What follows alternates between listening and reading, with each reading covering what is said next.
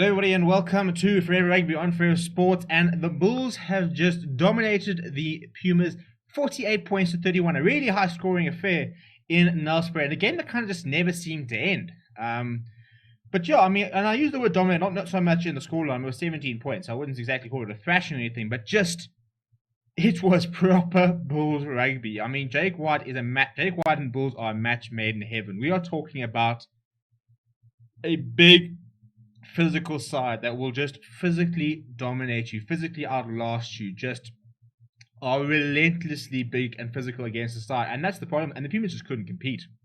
It was a really, really valiant effort from Jimmy Stonehouse's men. And look, I must admit, and I hate bringing officials into it, but you do kind of feel that with the calls from Master Rashavenga, it was definitely a 50-50 calls going the way of the Bulls.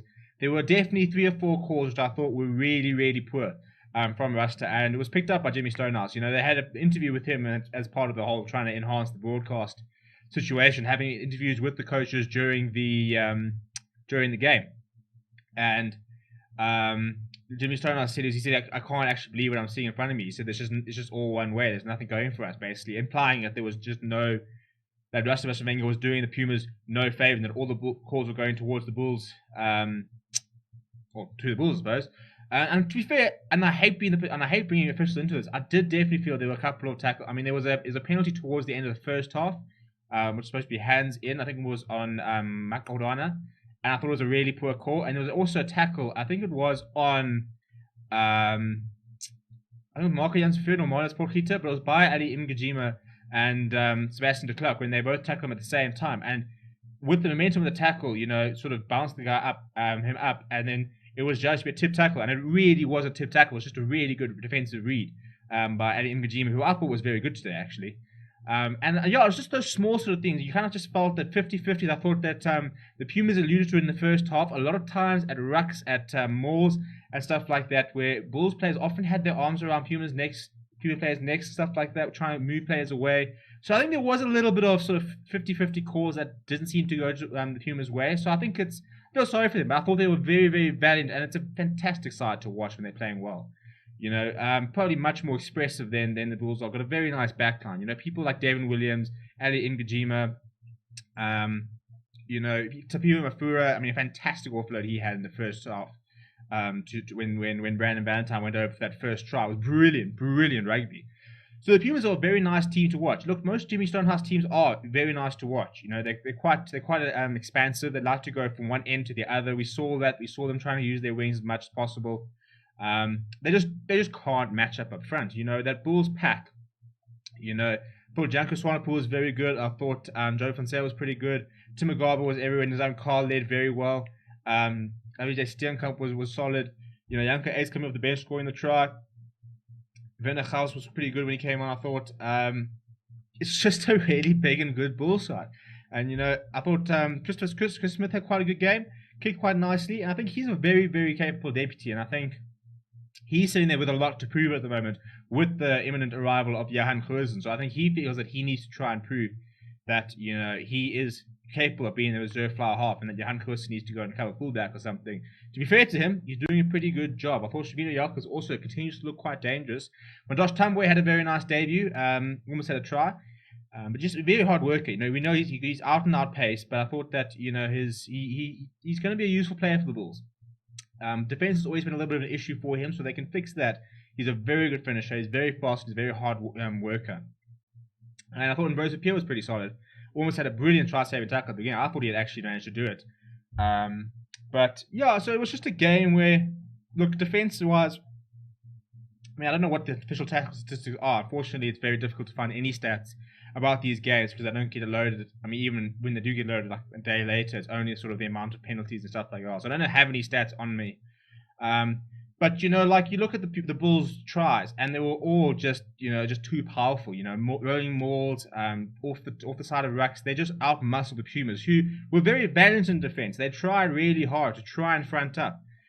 They just can't at the end of the day. They just cannot. And this is the thing with the Bulls. They are just too powerful at the moment. And that's what they did the entire Currie Cup and Super Rugby. And the nice thing about Jake White is that he's not a bullshitter. He calls it as it is, and he says, quite frankly, I want to have the biggest, meanest pack in the world type thing, and that's what he's doing. He is bringing together players who have got power, who've got a little bit of skill, but we're not going to necessarily see like really good, follow-up running, offload, stuff like that. We're not necessarily going to see that with the Bulls. I think they've got some very exciting players in that backline who can do something if they needed to. When you've got Cornel Hendricks, he runs some very nice lines. Stefan Hans is very exciting on the attack, and they've got some very good finishers. But everything is built on the platform of just physically dominating, getting on the front foot, and we saw that again today. And that's what they're going to keep doing. And until you can try and front up against this Bulls pack, you will always struggle to beat them because, if you can't stop their rolling maul, it's just too many penalties to get away. If you can't stop their scrum, it's too many penalties away. They will wear you down. They grind you down until you are just dead on your feet, and then they'll just punish you towards the end. And that's just what they keep doing. It's exhausting to play against the Bulls because they're so big. They love the confrontation about that, and that's what Jake White's all about. But I don't think the Pumas can be. I think they can feel a little bit aggrieved by the referee. Look, they were outplayed. I think Jimmy Stonehouse will admit that he was outplayed, but I think that there were promising signs. It's a nice team to watch, to be honest.